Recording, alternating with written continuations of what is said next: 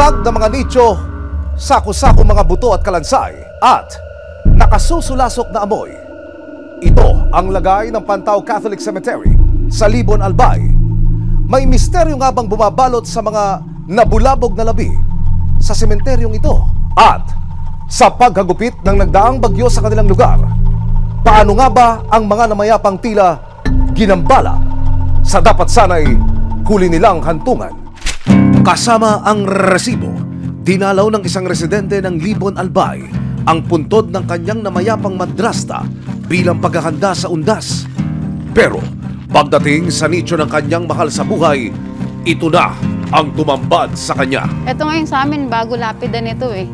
Giniba yun nung paggiba nila, talagang winasak din. Ayun po yung mga bungo. Basag-basag na ang puntod at hindi na niya malaman kung nasaan na ang labi ng kanyang yumaong madrasta. Hindi po namin agad nalaman na ganun nga nasisirain yung tirahan niya. Kasi kahit naman po sino talaga masasaktan, magagalit. Pero gagawa po kami ng paraan. Hindi kami titigil na hanggang na andyan ka lang sa sako. Bibigyan ko ulit namin ng magandang libingan. Sa hindi kalayuan, agaw pansin ang mga sakong magkakatabi sa isang sulok. Ang laman nito, mga kalansay, bungo at buto ng tao.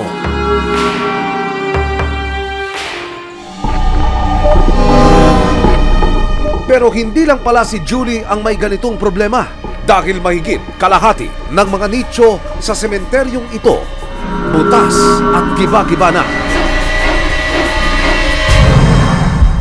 Isa na rito ang nicho ng namayapang ama ni George Peñalosa. 7 taon nang nakalibing ang kanyang ama sa Pantao Catholic Cemetery. Pagpunta namin, nakita namin yung ataol ng tatay ko buo pa. Hinahanap namin yung remains niya, wala na. Galit tapos awa sa tatay ko. Hindi po tinatago, talagang nagmura po ako. Gaganon nilang, parang sabi kong binaboy yung ng tatay ko.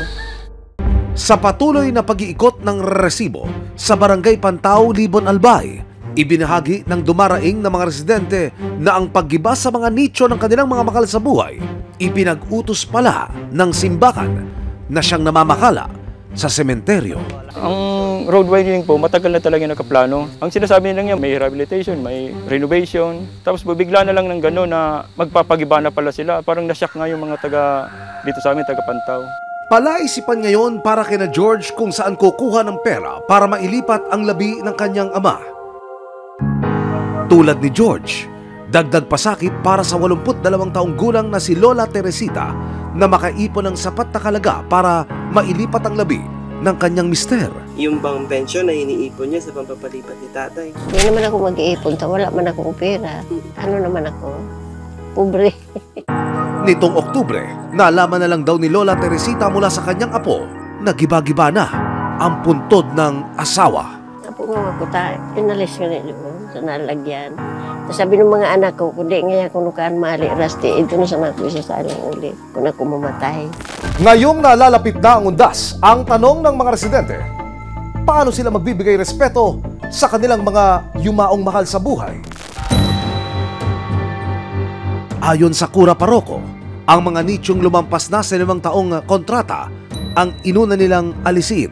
Ang kasunduan ng ilinilibing dyan, hanggang 5 years lang. So magbabayad lang sila ng 5,000, good for 5 years. And after 5 years, tatanggalin na yun. Paliwanag din niya tungkol sa halagang kanilang sinisingil. Yun yung moroso. Utang mo yun. Ngayon, papasok ka naman sa panibagong kontrata, magbabayad ka panibago.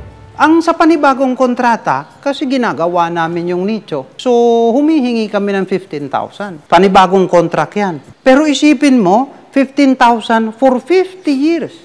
Ayon sa Kura Paroko, hindi sila nagkulang sa pag-abiso tungkol sa gagawing mga pagbabago sa sementeryo.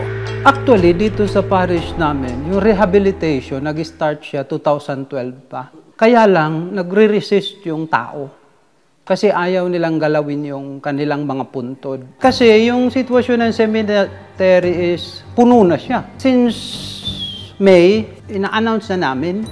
At yung mga family na mga nandito, in-inform na namin. Pinadalhan namin sila ng notice. Kaya lang usually, di sila nagre-respond. Kadalasan dahilan wala silang pera. So, I decided na gibain na. Ginagawa raw nila ang paggiba ng mga nicho at paghukay o yung pag-exhume sa labi bilang paghahanda sa road widening project ng gobyerno. Actually, kasama sa road widening, in advance lang namin. Kasi in-inform na kami ng DPWH. Ipinakita rin ng Kura Paroko ang ipinagawa nilang bagong libingan para sa mga nagnanais na ilipat dito ang kanilang mga yumaong mahal sa buhay.